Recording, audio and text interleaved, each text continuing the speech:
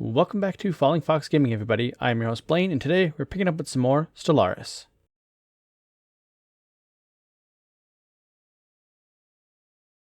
Interesting, so the Earbots and the Corinthians have made peace, a white peace. So there's no adjustments to anything, so they both just wanted out of that war. Which is kind of what I was expecting, because they didn't really seem like they should be going to war together. They're kind of, one, they're far away. I don't think they're next to each other, are they? Oh no, they're right next to each other. I lied. So speaking of the Earbots, let's see how they're doing. So their fleet power is overwhelming. Cool. Any chance that they kind of want to form any friendship pacts? No. Man, it's going to be pretty much impossible now, which is really unfortunate. Okay, we're improving relations with them. We really don't need to anymore. I'm going to stop that because we're at plus 353 with them. I'm going to move our diplomats onto someone else nearby. Okay, so this is actually super cool. So up here, we have some primitives, and it turns out that they were actually once a hyper advanced species, but when they determined that our universe could be potentially unstable and they could potentially destroy everything, they reverted back into being a primitive species. That's actually really cool. New tradition available. This is kind of cool. So embassies give +3 unity. Now I'm curious.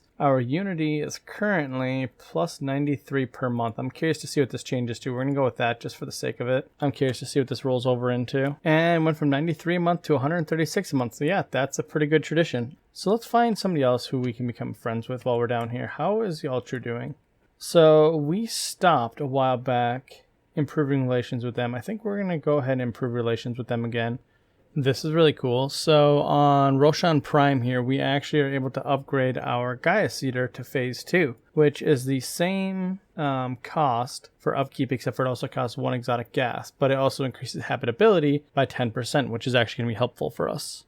There we go, space torpedoes. All right, cruisers or autocannons or starholds. Again, we have all really good choices. I really want to get the cruisers because I want bigger ships out. That would help with our fleet, and same with the starhold. The starhold is actually probably the more important thing. I just don't see us going to war anytime soon, so we're actually going to go with autocannons because I want to start upgrading our ships to be more proficient in offensive. I did find this system here too that I somehow overlooked that has 11 energy and 6 minerals. That's going to be a really good system to scoop up because we've actually balanced out our economy a little bit, so we're actually in the green across the board. Once I know we're a little more secure, I'm going to bump up our alloy production. We actually have a pretty good production. Plus 48 is not the best, but for our empire, it's more than good enough. And the Corinthian Commerce Cartel entered a defensive pact with the Commonwealth of Man. Interesting. So we have a trade league and a military dictatorship teaming up. Are they next to each other down here? I forgot to look at that. Oh, that's really interesting. So the Commonwealth is up here, and the Corinthian Commerce Cartel is down here. And in between them are these guys. Who are these guys? Really, nobody I'd expect to be a problem. They're pacifists, so that's not an issue. Do they really have anybody down here that they're worried about? These guys, maybe. Yeah, okay, that makes sense. So there's a hostile group down here. They're military. So the Cryptilians down here are a bunch of D-bags, apparently. So that must be what everyone's kind of teaming up against.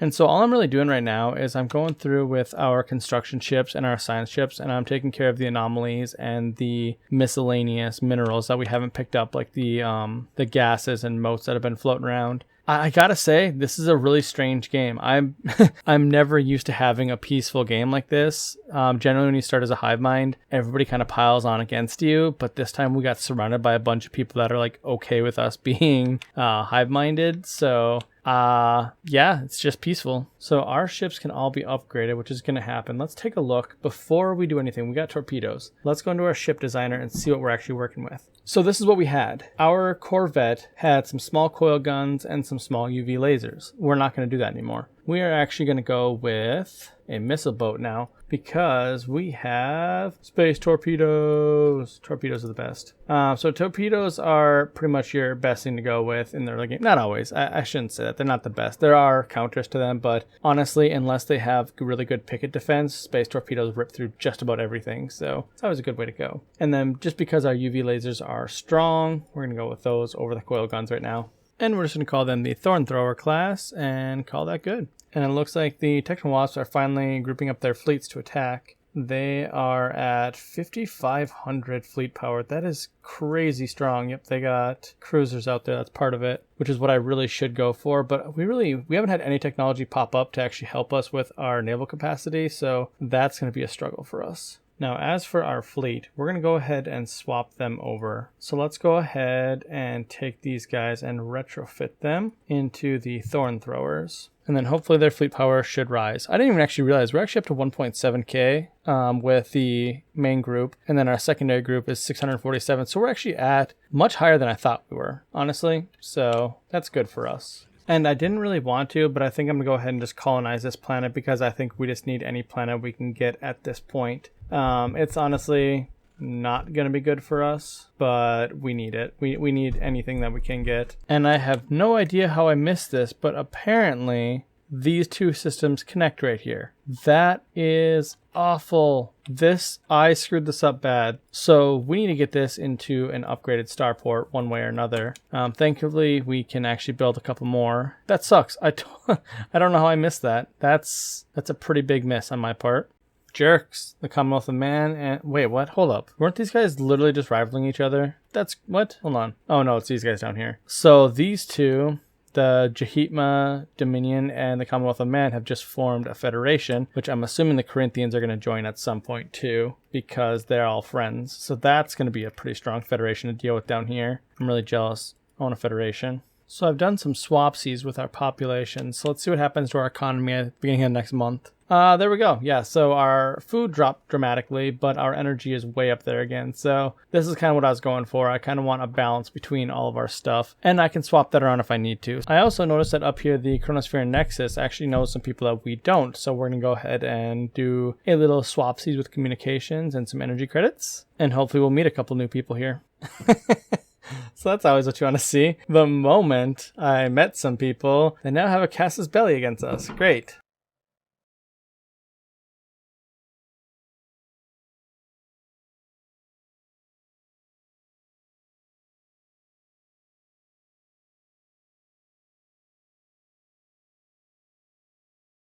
I am not going to do any more lore videos yet. What I'm going to do is next time we have to deal with one of the lore species, then I'm going to do a lore video on them. And that's how I'm going to do the lore videos. In episodes where we actually interact with them, I'm going to do the lore video. If we don't interact with them for a long time, I'm not going to bother with it. I just want everyone to know that up in the top left here in the inner ring is the Coalition of Earth, who is super important to us. And coincidentally, the Nalian Technocracy is right next to them. This is super interesting. I was honestly hoping this would be the other way around. I was hoping I was going to be right next to the Coalition because it would have made sense. And then have the Nalians way off in the distance. But it's neat that they're over here. Oh, wow, they're actually up here.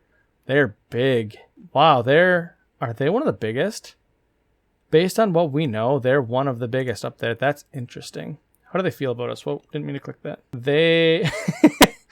Our own species doesn't like us. Fine, be that way. Up here, this is a little bit interesting. So it looks like the Techno-Wasp simulators are spreading themselves a little bit thin. They have several fleets floating around that are still in the thousands or, a couple thousand. I think they're all under 2,000 now at this point. Unless they shore up these systems really quickly, I think the Lipin people are going to get some of this territory back. Honestly, the Techno-Wasps have weakened themselves a lot because check this out. They're now only superior to us. That is pretty interesting. That they were overwhelming just a few minutes ago. Their technology is only superior as well, so that means we're catching them on technology, which is really nice. And the more important thing, if we scroll down here, defensive pack, only -15. That is not too far off. Federation is still far away, but a defensive pack at being only -15, that is not bad at all. I'm excited for that. I kind of just want to throw a little bit of money at them to see if that would help with their war. Because honestly, I want them to do good. They are our most valuable allies. Yeah, they actually want this bad. So you know what we're going to do? We're going to float. Okay, so we're going to give them a very, very, very good trade deal. We're going to give them a whole bunch of alloys, energy credits, rare crystals, and motes, mostly because we want their favor. Now, I'm going to go ahead and check to see how much active sensor links would take off this. Yeah, we're going to go ahead and go active sensor link for the next 30 years. Now, we already have it for 12 years or something, but I want to make sure for the next 30 years, so until 2280, I want to know what's going on in their empire because these guys are extremely important to me. So let's keep this going.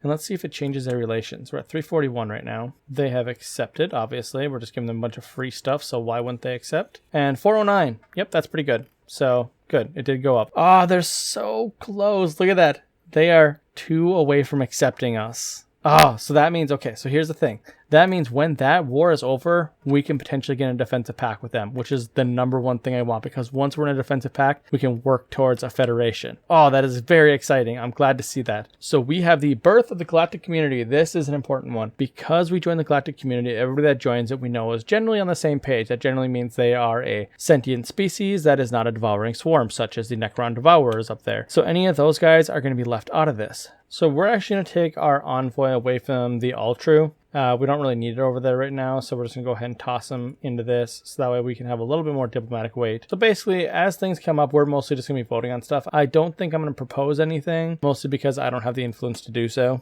Non-aggression.